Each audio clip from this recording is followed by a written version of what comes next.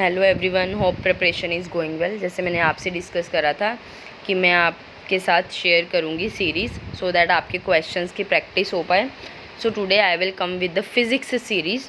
आज हम फिज़िक्स का एक टॉपिक के क्वेश्चंस की प्रैक्टिस करेंगे। बहुत इजी सा टॉपिक है, कॉमन सा टॉपिक है, आप सब फेमिलियर होंगे। चैप्टर 12th का फर्स्ट चैप्टर सभी को क्लियर हो ही गया होगा। क्या होगा चैप्टर का नाम? That is electrical charges and fields. आज मैं आपके साथ उनके क्वेश्चंस और उनकी एक्सप्लेनेशन डिस्कस करूंगी। जिनको क्वेश्चंस पे कॉन्फिडेंस होगा और जिनकी प्रैक्टिस होगी वो वीडियो पोस्ट करके खुद सॉल्व करके उसके बाद आंसर्स चेक कर लो। And please don't forget to subscribe my channel and share it with your friends. Hope you like the video. Now comes to the question. First question is electric charge of any system is option A 0 Newton, option B half integral multiple of the least amount of charge, option C integral multiple of the least amount of charge, and option D twice the least amount of charge. As we know, charge is always quantized, right? तो आपको ये भी पता होगा quantize का मतलब हमें formula हमने पढ़ा हुआ है, Q is equals to n. N stands for the integers, मतलब so correct option will be the integral multiple of least amount of charge. C is the correct answer. Now second question, an electric dipole of moment P is placed in a position of stable equilibrium in uniform electric field of intensity E. This is rotated through an angle of theta from the initial position. The potential energy will be. Potential energy उन्होंने क्या बोला? हमें पता है formula क्या होता है potential energy का, that is P E cos theta 1 minus cos theta 2, right? This is basically the formula. And in this question they said angle is rotated through the theta from its initial position. Let initial position पे जो angle है वो क्या है? 0 degree. और कहाँ से कहाँ शिफ्ट हो गया? थीटा तक। दैट मीन्स थीटा 1 इस केस में क्या है? 0 डिग्री। और थीटा 2 इस केस में क्या है? थीटा। तो जो हमारा आंसर आ जाएगा वो क्या आ जाएगा? Cos 0 is 1, 1 minus cos theta. So correct option will be option B, that is PE 1 minus cos theta. Hope this question is clear. Just you know the formula. What is the formula behind the concept? That's it. Now comes to the third question. Two charged particles having charges which are joined by an insulating string of length 1 meter and system is kept on a smooth horizontal table. What is the tension in the string? As we know, tension is basically the force, right? So that means we have to calculate here the force, and the thing given is charges. Two charges हैं, दोनों का charge क्या है? Q1 भी हमारा 2 into 10⁻⁸ है, Q2 भी हमारा क्या है? 2 इंटू 10⁻⁸। क्लियर? उसके बाद जो दोनों के बीच में डिस्टेंस है दैट इज़ 1 मीटर। हमें पता है कूलम फोर्स क्या कहती है? F is equals to 1/4πε0 Q1 Q2 by r², right? Just put the values. 1/4πε0 की वैल्यू क्या होती है? 9 into 10⁻⁹। Charges we have 2 into 10⁻⁸। दोनों ही चार्जेस हैं तो हम क्या कर देंगे? 2 इंटू 10⁻⁸ की स्क्वायर। एंड देन डिनोमिनेटर में हमारे पास क्या है? 1 की स्क्वायर। जब आप कैलकुलेट करोगे you will get the answer 3.6 into 10⁻⁻6 Newton. Hope everyone is clear. Hope question is clear. Now move to the next question. How many electrons must be removed from a piece of metal to give a positive charge of 1 into 10⁻⁷ coulomb? अब उन्होंने इस question में number of electrons के बारे में पूछ लिया। That means we have to calculate the n, and we have charge that is 1 into 10⁻⁷. That means Q is given to us 1 into 10⁻⁷. We know the formula, अभी हमने first question में भी करा था क्वांटाइजेशन का formula, Q is equals to n e. So n is what? Q by e. Just substitute the value of Q and we know what is E. E is 1.6 into 10 raised to power minus 19. After solving you will get 6.25 into 10 raised to power 11. That means option C is the correct answer. Clear? Okay, now comes to the next question.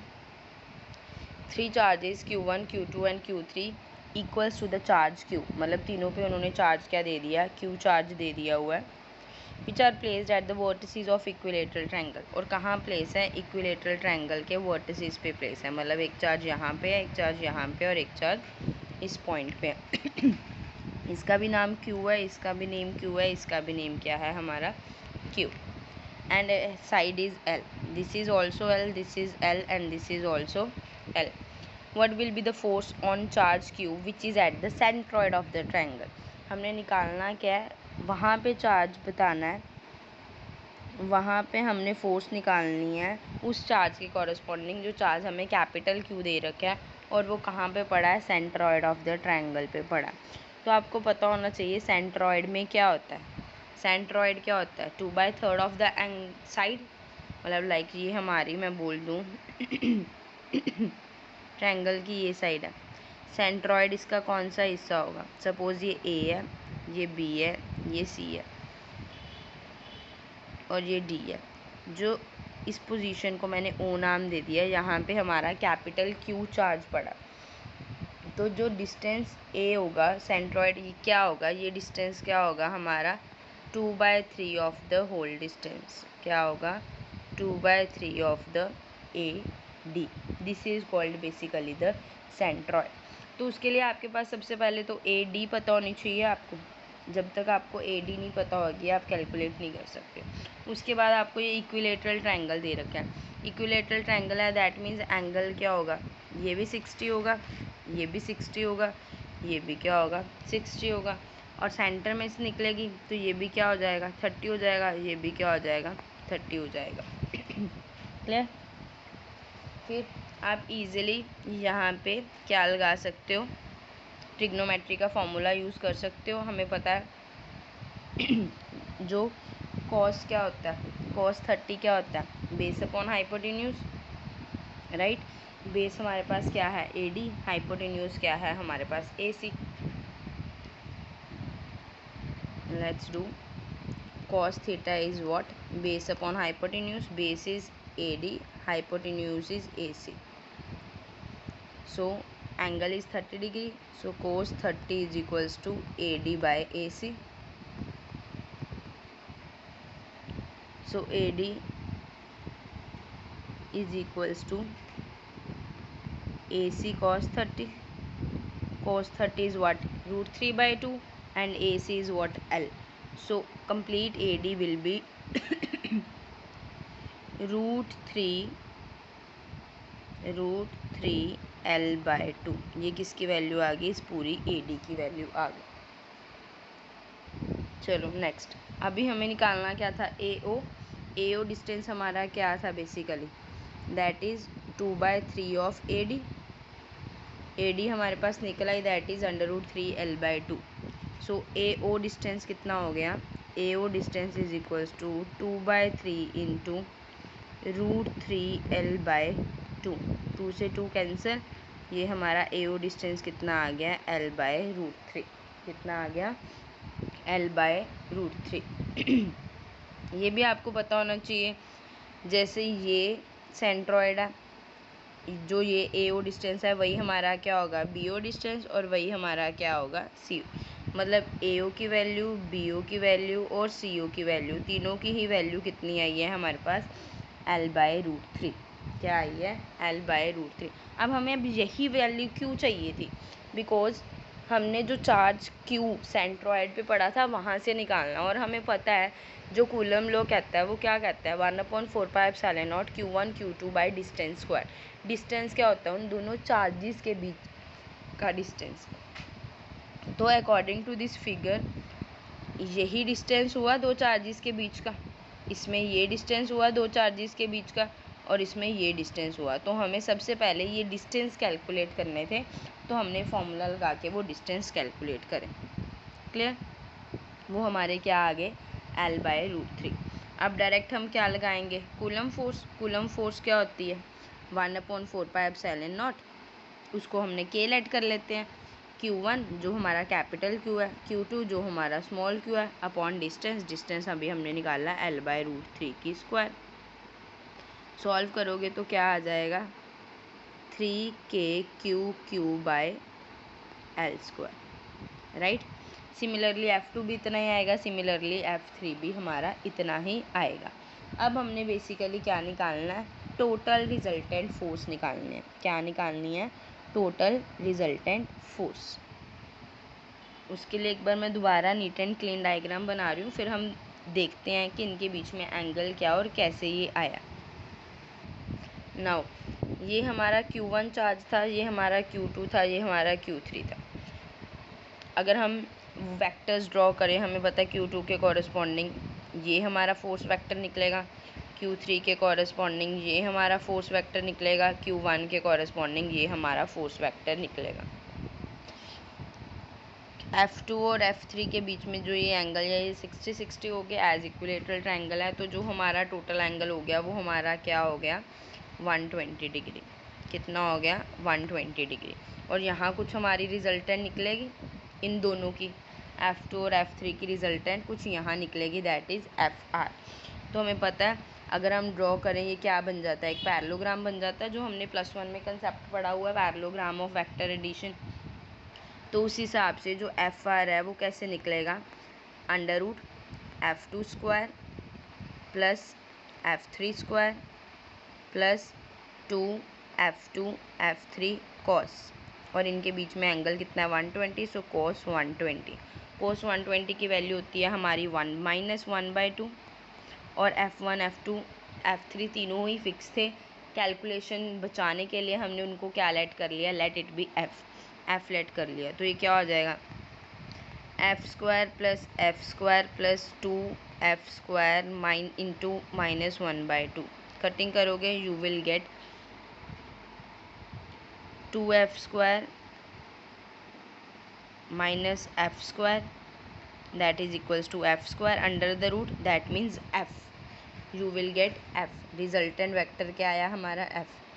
अब आप check करो F और F1, मतलब जो हमारा resultant F आया है, FR और F1 वो क्या है, इक्वल एंड ऑपोजिट है। अगर इक्वल एंड ऑपोजिट होते हैं वो क्या कर देते हैं, कैंसिल कर देते हैं फैक्ट को। दैट मीन्स जो रिजल्टेंट फोर्स आ गई वो हमारी क्या आ गई, 0।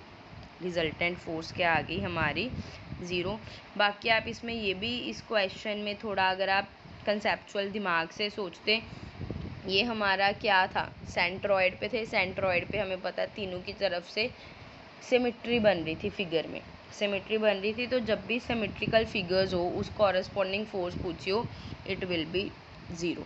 तो हमारा आंसर क्या आ गया, 0।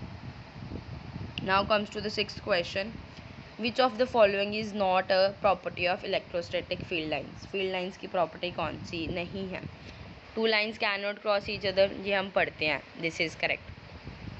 Field line starts from negative and ends positive, that is wrong. हमें पता है फील्ड लाइन कहाँ से स्टार्ट होती है, पॉजिटिव से स्टार्ट होती है, नेगेटिव की तरफ जाती है। So option B is the correct option. बाकी ऑप्शंस को पढ़ने की ज़रूरत ही नहीं है, हमें पहले ही हमारा करेक्ट ऑप्शन मिल गया। Now 7th question, pick the correct statement. अब हमने करेक्ट स्टेटमेंट पिक करनी है। If a point has a charge then electric field is discontinuous at that point. अगर हमारा कोई पॉइंट है जिस पे चार्ज पड़ा हुआ है तो कॉरस्पॉन्डिंग जो इलेक्ट्रिक फील्ड होगी वो उस पॉइंट पे डिसकॉन्टिन्यूस होगी। Continuous electric field at a point, continuous electric field at a point if charge is present at that point. At the point electric field is discontinuous if a negative charge is present at the point. ऐसा कुछ नहीं है, ये आपको पता होनी चाहिए। Correct statement easy सा टॉपिक है, इलेक्ट्रिक फील्ड के ऊपर है। इलेक्ट्रिक फील्ड के लिए first option is the correct option. Point पे कोई मर्जी चार्ज हो, पॉजिटिव हो नेगेटिव हो, then electric field is always gives a discontinuity at that point. Now 8th question, electric field at equator is E if strength and the distance is now doubled, what is the electric field? Equator, मतलब हमें equatorial position का result पता होना चाहिए। Electric field at equatorial position क्या होती है? K p/r³, यही होती है, राइट। दैट मीन्स E किसके डायरेक्टली प्रोपोर्शनल है? p/r³ के। अब उन्होंने क्या बोल दिया स्ट्रेंथ को हमने क्या कर दिया? डबल कर दिया, और एंड डिस्टेंस को भी हमने क्या कर दिया? डबल कर दिया। अगर स्ट्रेंथ और डिस्टेंस को डबल कर दिया तो हमारी इलेक्ट्रिक फील्ड में क्या फ़र्क आ जाएगा? E1/E निकालोगे वो क्या आ जाएगी? 2/8, क्योंकि डबल करा है। 2 की मैक्सिमम पावर, 2 की क्यूब क्या हो जाती है? 8। कॉरस्पॉन्डिंग कटिंग करोगे that is 1/4। So option will B E/4. Now comes to the 9th question. An electron of mass m, charge q, is accelerated from rest in a uniform electric field of strength E. The velocity acquired by it as it travels a distance L. कितनी velocity वो acquire करेगा जब वो distance L से move करेगा? अगर electron का मास m है और उस पर जो चार्ज लग रहा है वो q चार्ज से एक्सेलरेट हो रहा है यूनिफॉर्म इलेक्ट्रिक फील्ड में। स्टार्टिंग पे बेसिकली हमारा ऑब्जेक्ट जो इलेक्ट्रॉन है वो क्या है? रेस्ट पे है। रेस्ट के लिए हमें पता है इनिशियल वेलोसिटी क्या हो जाती है? 0। फिर वो एक्सेलरेट कर रहा है यूनिफॉर्मली, और हमें पता है F = m में होता है। और अगर इलेक्ट्रिक फील्ड में देखें तो F = q ही होता है। दोनों को कंपेयर करें तो A की वैल्यू क्या आ जाती है? QE/m, right. और डिस्टेंस उन्होंने बोला क्या है? L है। निकालना क्या है हमें? फाइनल वेलोसिटी क्या एक्वायर कर लेगा पार्टिकल? VU/S और AU से कौन सा रिलेशन बनता है? कौन सी काइनेमेटिक इक्वेशन है? That is third equation, V² - U² = 2AS. Just substitute the values, you will get the answer. That is option A will be the correct answer. 2EQL/m under the root. ठीक है। Now comes to the 10th question. Two spheres having radius r1 and r2 are charged and joined by the wire. The ratio of electric field of sphere at any point equal distance from both of the spheres is क्या होगी? Easy concept है, आपको पता होना चाहिए। जब भी sphere को ज्वाइन करते हैं चार्ज फ्लो इक्वलाइज होता है। दैट मीन्स उनके कॉरेस्पॉन्डिंग इलेक्ट्रिकल पोटेंशियल क्या होगा? सेम होगा। इलेक्ट्रिकल पोटेंशियल क्या होता है? क्या होता है इलेक्ट्रिकल पोटेंशियल का formula? KQ/R। That means KQ/R1 किसके इक्वल होगा? KQ/R2 के। ठीक है, K से K कैंसिल हो गया। दैट मीन्स जो आपका Q1/Q2 की वैल्यू है वो कितनी आ गई आपके पास? R1/R2। रिलेशन उन्होंने किस में पूछा है? इलेक्ट्रिकल फील्ड्स में पूछा है। अब हम इलेक्ट्रिकल फील्ड्स का फॉर्मूला लगा देते हैं। इलेक्ट्रिकल फील्ड का फॉर्मूला क्या होता है? रेशो पूछी है तो हम डायरेक्ट रेशो में कर लेते हैं। KQ/R², KQ/R², यही होता है। K से K अलग फिर कैंसिल हो गया। अगर हम इसको सिंप्लीफाई करें तो क्या आ जाएगा? Q/R1² into R2²/Q2। अगर हम ये Q1 और Q2 की जगह क्या वैल्यू सब्स्टिट्यूट कर दें? R1/R2। इसकी जगह मैं क्या लिख देती हूँ? R1/R2। R2 से R2 कैंसिल हो गया, R1 से R1 कैंसिल हो गया। So correct answer will B R2/R1। Question सारे इजी होते हैं, बस आपको थोड़ा सा माइंड लगाना पड़ता है कि वो बेसिकली क्वेश्चन में पूछना क्या चाह रहे हैं। अगर आपको क्वेश्चन में पूछना समझ आ गया तो इसके क्वेश्चंस निकालने मुश्किल नहीं है। सो correct option will B option C, R2/R1. Last questions of today's class. The electric field inside the spherical shell of uniform surface density is. Easy है सबसे ज़्यादा। जो इलेक्ट्रिक फील्ड है क्या होएगी? इनसाइड द स्फेरिकल शेल जिसमें uniform surface charge density है। तो हमें पता है answer will be 0 because all charges are present at the outer surface of shell, hence no electrical lines are present inside, so electric field be 0 inside the shell. So correct option will be option A. Hope सभी को questions आज के clear हो गए होंगे। हम next video में जल्दी मिलेंगे नेक्स्ट क्वेश्चंस के साथ। तब तक के लिए आप प्रैक्टिस करते रहो, अपनी प्रैक्टिस रोको ना। आई विल ट्राई कि आज मैं आपको इसी कंसेप्ट के इलेक्ट्रिक फील्ड के मोर क्वेश्चंस पोस्ट कर दूं without explanation as a homework, so that आप घर पे क्या करो, उस क्वेश्चंस की प्रैक्टिस करो, और जो नहीं निकलेंगे वो आप कमेंट बॉक्स में वो क्वेश्चंस के आंसर मेरे से मांग सकते हो। Thank you.